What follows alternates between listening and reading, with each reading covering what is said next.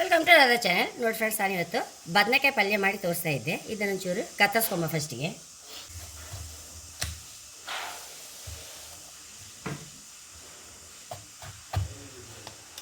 Friends, ತುಂಬ ಎಳತ್ತಿತ್ತು.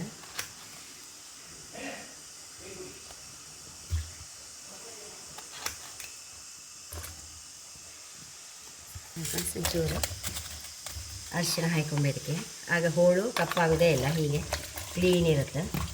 ಇದಕ್ಕೊಂದು ಮಸಾಲೆ ಹುರ್ಕೊಂಬ ಫ್ರೆಂಡ್ಸ್. ಒಂಚೂರು ಎಣ್ಣೆ ಹಾಕಂತ ಐತೆ.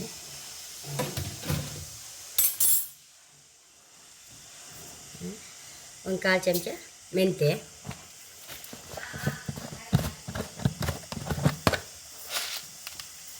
ಒಂದು ಟೀ ಚಮಚ ಉದ್ದಿನಬೇಳೆ, ನೋಡಿ ಮೆಣಸು ಖಾರಕ್ಕೆ ತಕ್ಕ, ಸಾಸಿವೆ ಒಂಚೂರು ಒಂದು 1/4 ಟೀ ಸ್ಪೂನ್ ಹಾಕಷ್ಟು,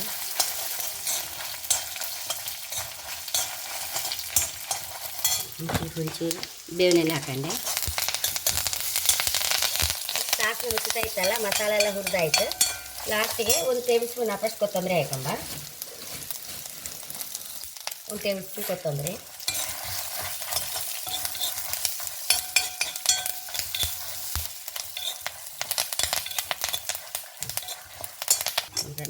ಹುರಿದಾಯ್ತು. ಈಗ ಚೂರು ಹುಣಸೆ ಹುಳಿ, 1 ಕಪ್ ಹಾಕಷ್ಟು ಕಾಯಿ, ಒಂಚೂರು ಅರಿಶಿನ, ರುಚಿ ತಕ್ಕಷ್ಟು ಉಪ್ಪು, ಚೂರು ಬೆಲ್ಲ. ಇದನ್ನೀಗ ಮಿಕ್ಸಿಯಲ್ಲಿ ಹಾರ್ಕೊಂಡು ಬರ್ತೇವೆ. ನೋಡಿ ಫ್ರೆಂಡ್ಸ್, ಇದು ನೀರು ಪೂರ ತಗೊಂಡೆ. ಈ ಅರ್ಧ ಮಸಾಲೆನ ಇದಕ್ಕೆ ಹಾಕೊಂಬ.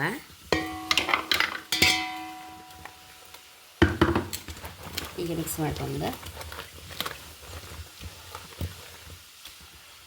ಎಣ್ಣೆ ಹಾಕೊಂಬ.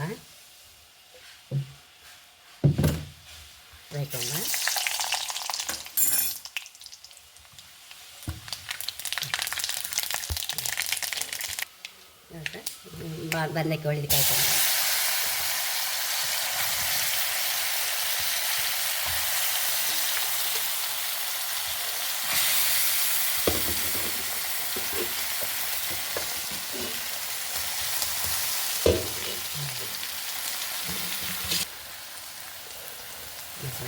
ಮುಚ್ಕೊಂಡು ಹೀಗೆ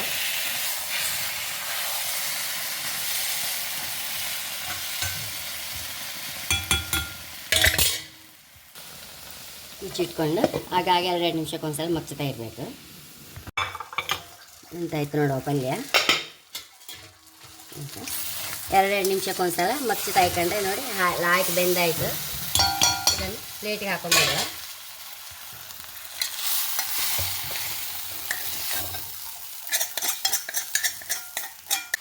ಫ್ರೆಂಡ್ಸ್, ಎಷ್ಟೋ ರುಚಿಯಾದ ಬದನೆಕಾಯಿ ಪಲ್ಯ ರೆಡಿಯಾಗಿದೆ. ಬಾಯಿ ರುಚಿ ಇಲ್ಲದೆ ಇರುವಾಗೆಲ್ಲ ಹೈ ಕ್ಲಾಸ್ ಆದ ಫ್ರೆಂಡ್ಸ್ ಇಂಥ ಪಲ್ಯ. ಒಂದು ಬಿಸಿ ಅನ್ನಕ್ಕೆ ಒಂಚೂರು ತುಪ್ಪ ಹಾಕೊಂಡು ಪಲ್ಯದ ಹೋಳು ಮಿಕ್ಸ್ ಮಾಡ್ಕೊಂಡ್ರೆ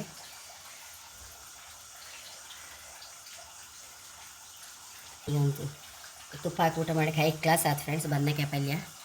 ಹಾಗೆ ಖಂಡಿತ ನೀವು ಸಹ ಟ್ರೈ ಮಾಡಿ ಪಲ್ಯ ಮಾಡೋಕ್ಕೆ. ನನ್ನ ಚಾನಲ್ ಇಷ್ಟ ಆದರೆ ಸಬ್ಸ್ಕ್ರೈಬ್ ಮಾಡಿ, ಲೈಕ್ ಮಾಡಿ, ಕಾಮೆಂಟ್ ಮಾಡೋದಂತೂ ಮರೆಯಬೇಡಿ. Thank you.